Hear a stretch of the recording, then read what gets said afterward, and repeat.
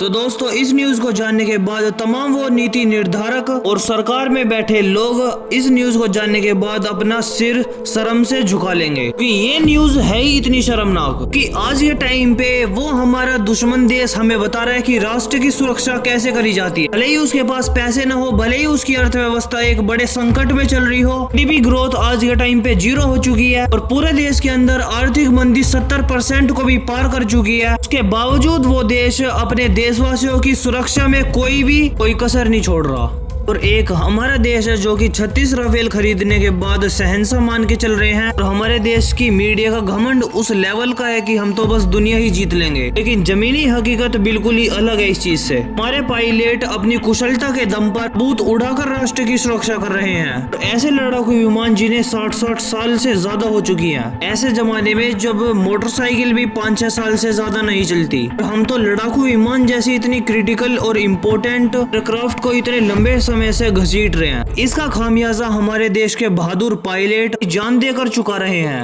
लेकिन आज के टाइम पे भारत के लिए बहुत ही बड़ा एग्जाम्पल सेट कर दिया तुर्की जैसे देश ने।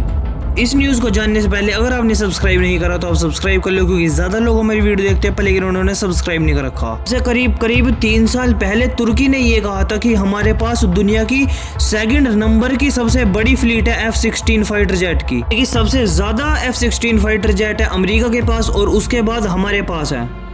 ऐसे में धीरे धीरे करके वो बहुत ही ज्यादा पुराने पड़ रहे हैं, या तो उनको अपग्रेड करो, सेना से कम्प्लीटली इनको रिटायर करना होगा। ऐसे में तुर्की ने एक $23 बिलियन का प्लान लॉन्च करा, यानी कि इन $23 बिलियन से तुर्की लेटेस्ट किट खरीदता टीका से अपने F-16 फाइटर जेट के लिए। इसके बाद ये सभी F-16 fighter jet 4.5th generation के बन जाते हैं, जिससे कि जितनी भी इसके अंदर पुरानी टेक्नोलॉजी है उन सभी को नई टेक्नोलॉजी से रिप्लेस कर देते हैं। आने वाले 30 सालों के लिए मजे में सर्विस दे सकते थे ये F-16 फाइटर जेट तुर्की की वायुसेना में। लेकिन आप जानते हैं आज के टाइम पे तुर्की और रशिया की अलग ही दोस्ती चल रही है, इसीलिए आज के टाइम पे अमेरिका कोई भी हथियार देने के लिए तैयार नहीं है तुर्की को। इसीलिए ये जो डील थी F-16 फाइटर जेट की अपग्रेडेशन के लिए ये भी कैंसिल हो गई थी। लेकिन मैं आपको बता दूं आज के टाइम पे तुर्की को ये बिल्कुल भी जल्दी नहीं थी। इनके जो ये F-16 फाइटर जेट है ये 2027 और 28 तक चल सकते थे ये सभी F-16 फाइटर जेट, लेकिन तुर्की ने हार नहीं मानी और इन $23 बिलियन का एक सही से प्रयोग करा। सबसे पहले तो इन्होंने अपना 5th जनरेशन का जो इनका कान फाइटर जेट है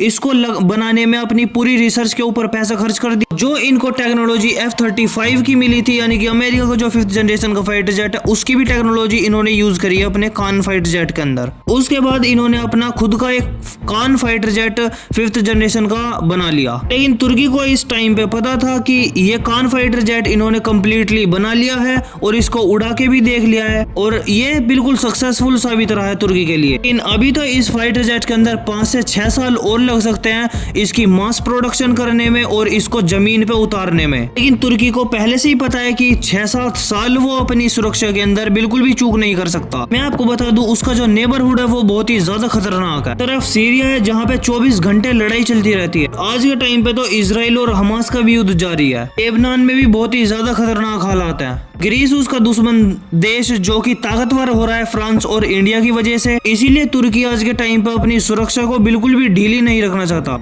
आज के टाइम पे तुर्की ने यूके से और जर्मनी से बात भी करनी स्टार्ट कर दिया यूरोफाइटर टाइफून के लिए, और ये कम से कम 60 से 70 यूरोफाइटर टाइफून खरीदने वाले हैं यूके और जर्मनी से। इन सभी की मदद से जो इनके पुराने F-16 फाइटर जेट उन सभी को रिप्लेस कर देंगे कि वो तो अभी भी 4-5 साल और चल सकते हैं। लेकिन आज के टाइम पे ये बिल्कुल भी नहीं रिस्क लेना चाहते। यूरोफाइटर टाइफून परचेज करने के बाद तुरंत ही वो इन F-16 फाइटर जेट को रिप्लेस कर देंगे। तुर्की का तो मानना कुछ ऐसा भी है कि जो इनका कान 5th जनरेशन का फाइटर जेट है उसको टाई अप करेगा यूरोफाइटर टाइफून के साथ, यानी कि जो इनका यूरोफाइटर टाइफून होगा और इनका जो कान फाइटर जेट होगा उनको जोड़ी में उड़ाएगा।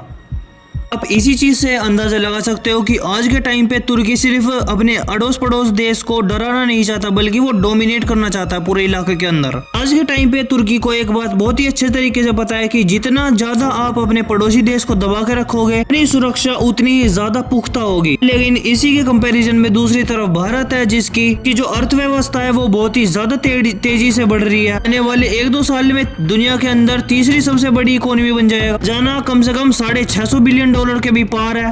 अंदर। लेकिन 15 साल हो चुकी हैं, अभी तक भी हमने 114 MRFA डील जो होनी थी फाइटर जेट की, वो अभी तक नहीं करी है। तुर्की ने आज के टाइम पे बहुत ही बड़ा एग्जाम्पल सेट कर दिया भारत के लिए। वो दुश्मन भारत के जिनकी औकात नहीं है आज के टाइम पे अपनी अर्थव्यवस्था को भी संभालने के लिए, पर लेकिन वो आज के टाइम पे अपनी सुरक्षा के अंदर बिल्कुल भी चूक नहीं कर रहे। हालांकि आपका क्या मानना है इस न्यूज के ऊपर, आप कमेंट सेक्शन में जरूर बताना।